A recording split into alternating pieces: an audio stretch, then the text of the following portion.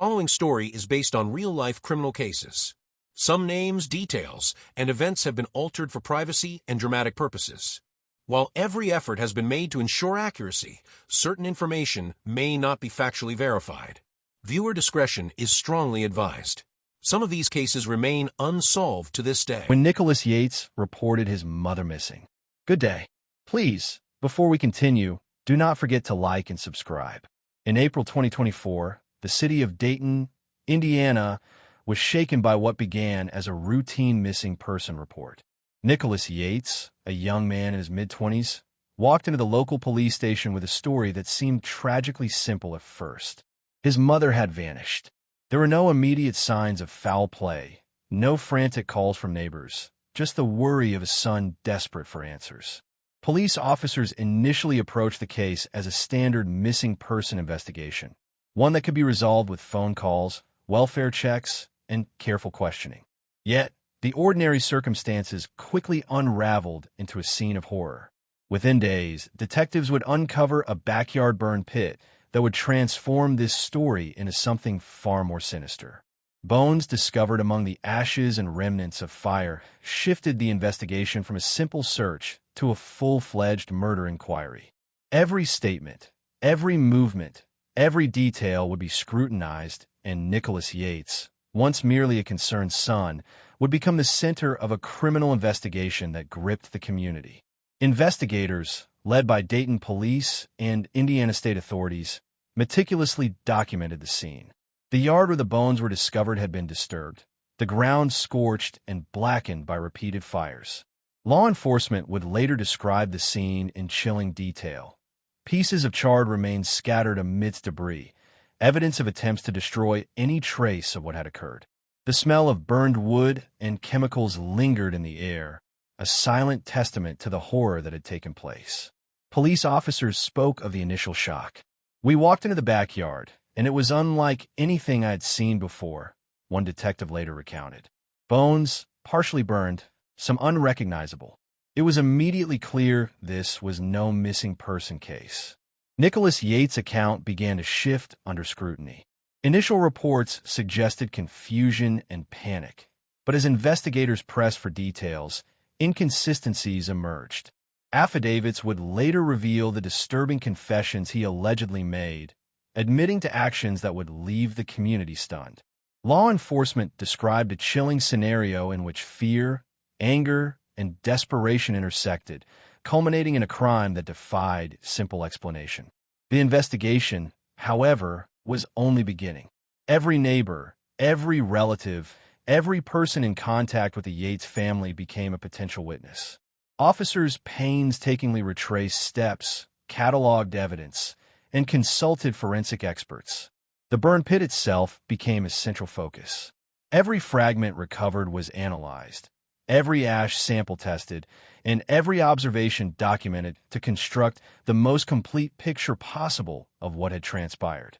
Nicholas Yates' relationship with his mother was examined in detail. Interviews with friends and family painted a picture of a household fraught with tension. Some described arguments, simmering frustrations, and emotional distance. Others insisted the family had appeared normal, even loving. The contrast between public perception and private reality would later emerge as a critical factor in understanding what may have led to the unthinkable. The day detectives returned to the Yates residence, the air was thick with tension. Neighbors had gathered at a cautious distance, drawn by curiosity and an instinctual unease that something terrible had occurred. Officers moved methodically, careful to preserve the integrity of the scene. Every footprint, every displaced stone, and every trace of ash was cataloged. They approached the backyard burn pit with a mixture of dread and determination, knowing that what lay beneath the scorched earth could alter the course of the investigation entirely. It was in that blackened pit that the first definitive evidence emerged. Investigators uncovered fragments of bone, some partially incinerated, their shapes distorted by the fire. Forensic teams were called in immediately. Each piece was meticulously collected, labeled, and transported to the lab for analysis. The process was painstaking, requiring hours of careful examination. Analysts sought to determine not only the identity of the remains, but the sequence of events that had led to such a brutal attempt to erase them. Police accounts described the scene as surreal and disturbing. One detective recounted, "You could see where the fire had burned hotter in some areas. Certain fragments were more damaged than others. It was clear there had been deliberate attempts to destroy evidence." The careful, methodical destruction hinted at a level of premeditation that made the case all the more chilling. As forensic results began to arrive, the grim reality became apparent.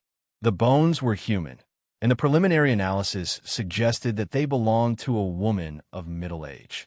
Investigators began piecing together the timeline, retracing the steps of Nicholas Yates and those around him in the weeks leading up to his mother's disappearance.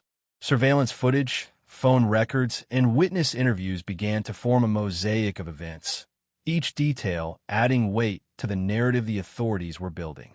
Meanwhile, Nicholas Yates' statements to law enforcement grew increasingly complex. Initially presenting himself as a worried son, he later offered accounts that conflicted with known facts. According to the affidavit, Yates confessed to a confrontation with his mother, describing an argument that escalated beyond control. He allegedly admitted to actions that led directly to her death and attempted concealment in the burn pit behind their home. Every word was dissected by investigators, who sought to determine motive, intent, and the full scope of what had transpired. Indiana criminal defense attorney Andrew Baldwin, consulted by the press, emphasized the weight of such confessions. "A statement like this is critical," Baldwin explained. "But confessions obtained in these circumstances are scrutinized heavily. Investigators must prove beyond a reasonable doubt that the admission aligns with physical evidence. Every detail, from the placement of bones to the condition of the fire pit, must corroborate the account given by the suspect." The affidavit itself painted a haunting picture. It described not only the confrontation and subsequent actions of Yates, but also the chilling calm with which he allegedly attempted to hide the evidence. Investigators noted that the methodical burning suggested awareness of wrongdoing and a desire to obstruct discovery. Forensic analysis would later confirm traces of accelerants, patterns in the burn, and the presence of items consistent with an attempt to destroy all traces of human remains. Neighbors' accounts further complicated the narrative. Some reported hearing loud arguments, screams, or unusual activity in the days preceding the discovery of the burn pit. Others insisted the household seemed ordinary, with nothing to suggest a tragedy of this magnitude was unfolding behind closed doors. This dichotomy between perception and reality highlighted a recurring theme in violent domestic incidents. The facade of normalcy often conceals darker, hidden truths.